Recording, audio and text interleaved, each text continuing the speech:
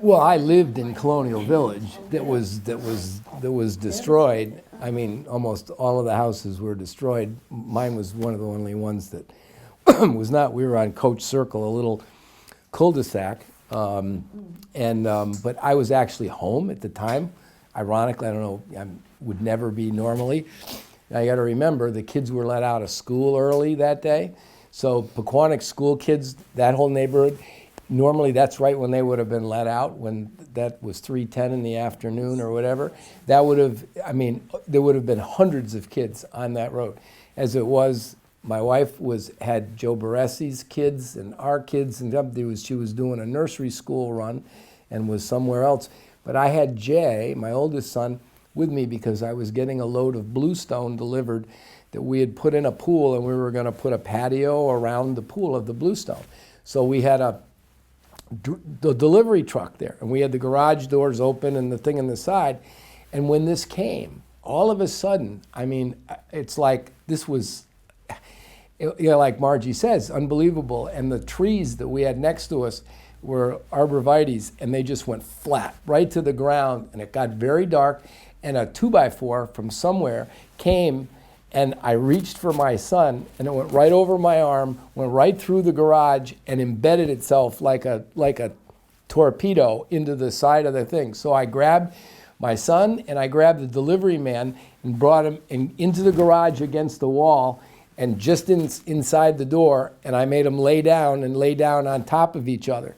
And I could see my window, the bay window in the front of my house doing this, like it was like getting ready to blow. And so of course, stupid me, I'm thinking, I'm looking at the house across the street, and it's blown away, just completely blown up. So I run out.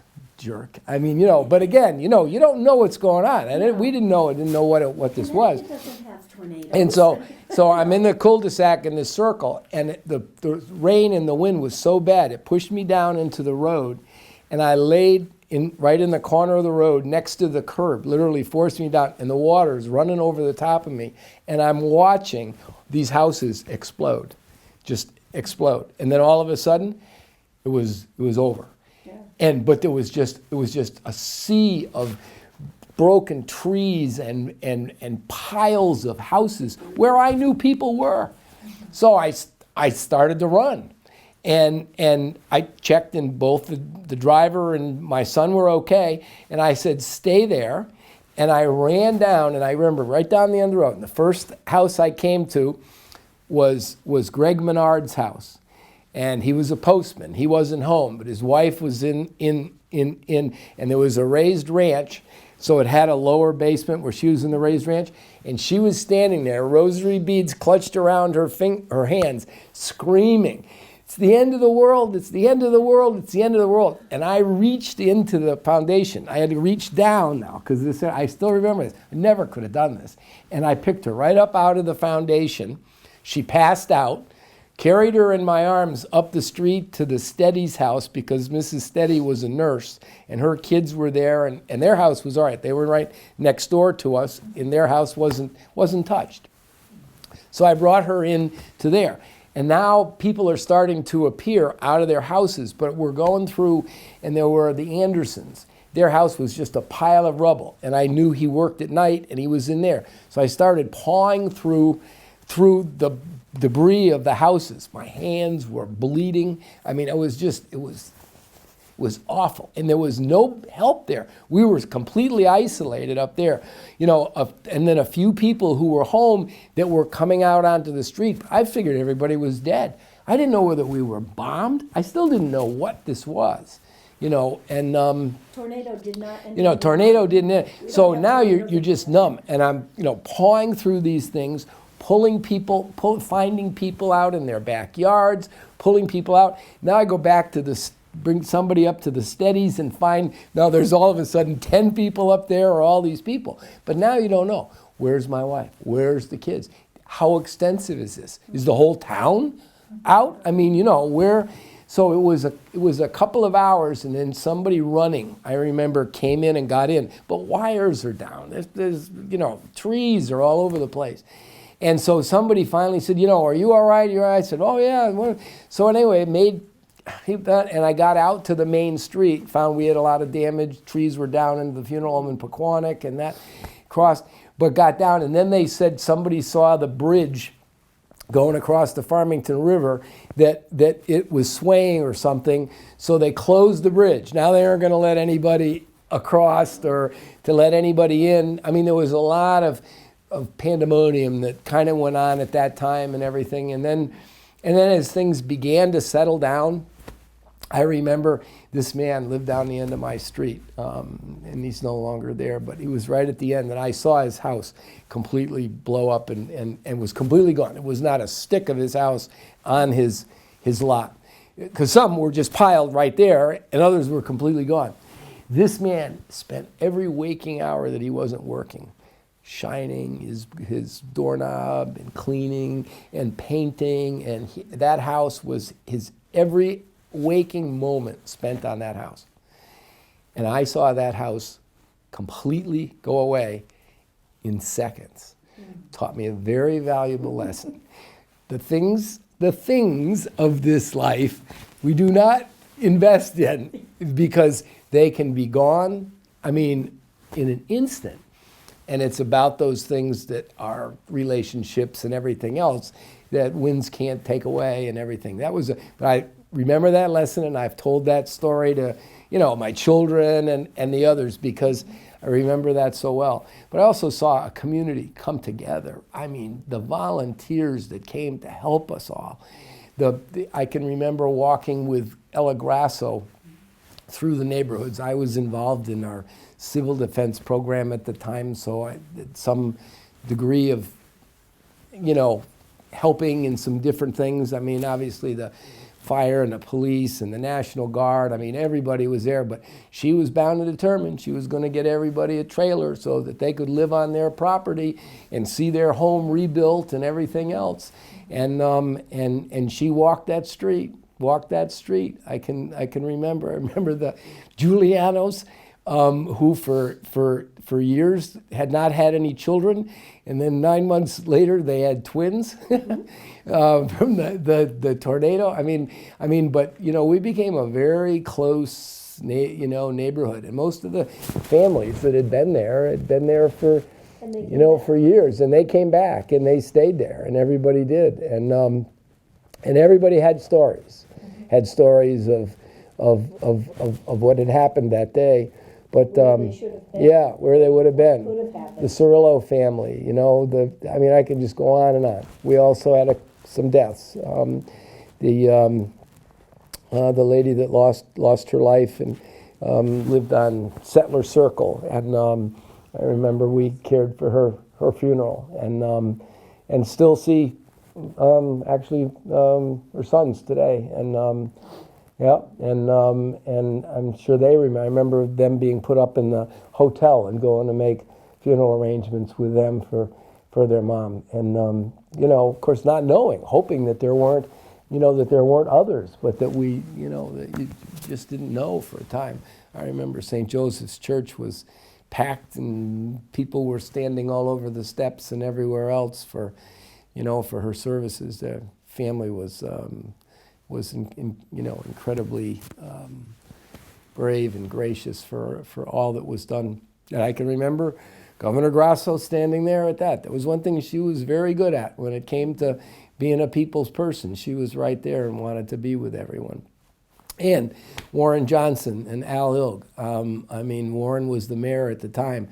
They set up a command center at the Pequannock Firehouse, and from volunteers to everything. It was a huge effort. SBA loans were given very freely, and it was very easy to get them. Groups of people volunteered. The Red Cross and the Salvation Army did a great amount of work. There were volunteers and counselors for people. And Jack and Lucille Benoit, who used to they owned automatic lubrication. They used to lubricate trucks, but he was very community-oriented minded, and he wanted to have a party on the anniversary of the tornado. And I remember he asked me to be master of ceremonies, and we had this big party and gathering in his garage. Cleaned out this whole big garage down there and wanted the whole community to come and have a party and raise, and of course there were words like Phoenix that came out of all of that, about rising from the ashes and everything. But I mean, there were so many things. It was like the church across the street, Pequannock Community Church, was completely destroyed. And yet the Catholic Church appeared not to be touched. Later they learned that there was some damage and some internal damage and everything that needed to be taken care of at St. Joseph's Church. But here, the obvious, here's the Congregational Church is destroyed. But the Bible that sat on the communion table was laid open, and the verse that was on the verse that was there and literally marked was that, you shall rebuild the house of the Lord. I mean, so it was and the church used our funeral home. We did Sunday school classes and services there and everything while the rebuilding took place. We even had the Christmas, what do you call it? Whatever, yeah. At the funeral home, which was kind of interesting, with the nativity scene and everything else. But I mean, everybody just pitched in and helped out, and everybody was concerned about each other's homes and how some people also rebuilt exactly what they had.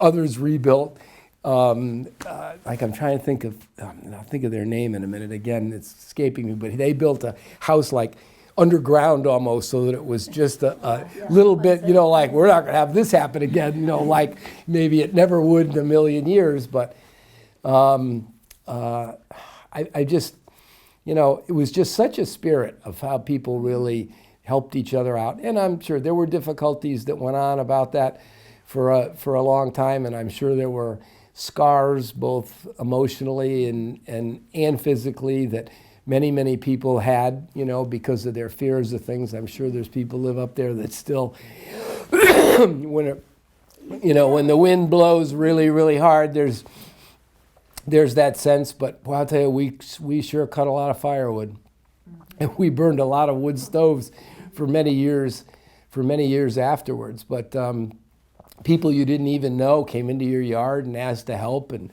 help to clean it up or clear the wood and to do things, and they came from all over the region. People volunteered. It was incredible. And as I said, the town did a great job of mustering all of those things together.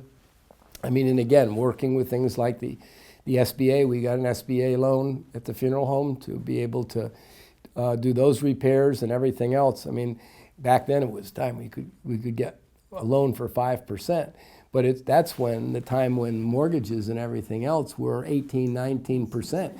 It was, those were ridiculous. So, when you were getting, it was a business loan, I think was 5%, and a homeowner's loan, I think was 2.5 or 3% or something, which was incredible. But they made the process easy and streamlined it and everything else so that there were places you could go and get the help and everything else. So it was really good and showed we lived through it. Sure missed those trees. I mean, we used to have beautiful trees up there. I mean, lined the whole avenue and everything else. But it came back. The other was at the cemetery. I mean, it laid all those monuments down. But there's the crucifix. Christ's arms were gone, but his body stayed on that cross in the center of that cemetery, and literally 1,000-pound monuments were laid down. So it was, little things that, and there's pictures of that, that show trash and things blowing around, and with all of that, and of course of the Pequannock Church and the things that happened at the airport and the Air Museum and up in Suffield. People had canceled checks that they had in storage in their homes that were found as far away as Pittsfield, Massachusetts, where the remnants of that storm had deposited some of those things. So, yeah, we learned a lot about tornadoes and certainly what they can do. I mean, of course, And I can still see my hand reaching for my son, watching that 2x4 go right over my arm, and literally embed itself in the wall of the garage, and then pushing them down on top of everybody, and then stupid running out like I'm gonna go save people in these houses that are completely, but what an experience to see that. I mean it was terrifying. I don't remember, but the adrenaline just had to be, because I remember going from house to house and just pawing through the rubble until, to find people. But I remember Greg's wife. I can still see those hands, those rosary beads clenched around him. Yeah, and reaching down. And she said, "It's the end of the world." She was wearing furry slippers. I can remember that. Well, stuff you remember. Right, that's a picture, yeah. But what a spirit of coming together, though. It really showed, and people felt guilty who lived in the neighborhood, but their house wasn't like destroyed, or it was, you could be 200 yards away up on Stagecoach, and you didn't even have any extra leaves in your yard. It was that, or you drive down the street, you got on the other side of the bridge down, somebody'd be just casually raking their lawn. And then the day afterwards, it snowed, like, really? October 4th, and all of a sudden it snowed. We were all trying to do cleanup and everything else. What is this? The whole world's turned upside down, But that's what you remember. But I still remember people like, "Who are you?" in the backyard, we're just here to help. We're just here with gloves. What do you want us to do? And we still had a funeral home to run. I can remember. It was. But you came together and you did it. Yeah, and everybody did it. Things could have, and thinking about it, like you said, it was at the time when children should have been coming home from school. And matter of fact, there was a story, as I said, I worked at the airline, I worked for United Airlines at the time, and it was when one of our flights was due in, and probably had heard this story, but I heard from the men I worked with that they were waiting for one of our United flights to come in, and they're waiting out there, and they suddenly watched the sky, this huge dark cloud, and then go the other way. They went like, how did it move that? And they all turned and ran inside. And they're like, you have to be out there, the flight's coming. They're like, nope, we're not going out there. And it was literally, it was the United flight that was ready to come in. And at the last minute, the captain saw something was going on. And he was at the last minute, he was able to pulled up and took off. Otherwise, he, could have been a plane full of people, So many. It's a miracle that there were more people killed. Yeah. Tragically that there were three people killed. And obviously there were a lot of injuries and things. But that had to put the number of homes. If you saw the number of homes, you would have thought there were dozens of people killed. Right, at that time in the afternoon. I still remember seeing a woman who was pregnant standing on the top of the rubble of her house when I was going down. That was down at the end of the main road, Hollowbrook. Hollowbrook, and she's screaming. I can still see her arms up, and she's like 9 months pregnant, and she was just so it was like, what happened? And she was just screaming and screaming. It was, it was. And it took a while, I think, for them to realize what it was, because the airport was where the central radar was, and it was like right in the middle of, and so it wasn't really picking up, this tornado. It was like too much right in the center of Bookman, and it just. And it came across the Farmington River, basically by the bridge, but just to the right of it, or just west, I guess, and didn't touch down until it literally hit the end of Hollowbrook Road. It missed just by the edge of John Sasportas lived there at the time. his house that was right on the corner from River Street. But it didn't bother them. It just touched down right after that, and then just cut a swath right up through the development, right up that, and and whatever was on either side as far, but it was only literally a few hundred yards. I mean a few hundred yards wide, because it went through just on the other side of like the church and Pequannock Avenue and that. So it probably was like maybe 300-400 yards, and then went up, and then went into Windsor, but then bounced off again, so that it was just a fluky thing. I mean, so anyway. But the day you never forget. No. Those are the experiences. It's like, Where were Lord, you? Lord, Where were you? well, I don't know what you were trying to teach me, but, take it easy next time. Any other takeaways, any other lessons, any other things that we haven't talked about the tornado? When you hear about it, like the other day, there was the tornado that hit down in Alabama, and you saw that on the news, and you have such compassion for those people. And I mean, we've seen so much destruction around the country, and well, of course, the media is like on this all now more than I think it used to, or maybe we just didn't watch that much TV or hear about it. But and there's all the stories. How was this one spared, or how was that one? And the weather has a powerful effect.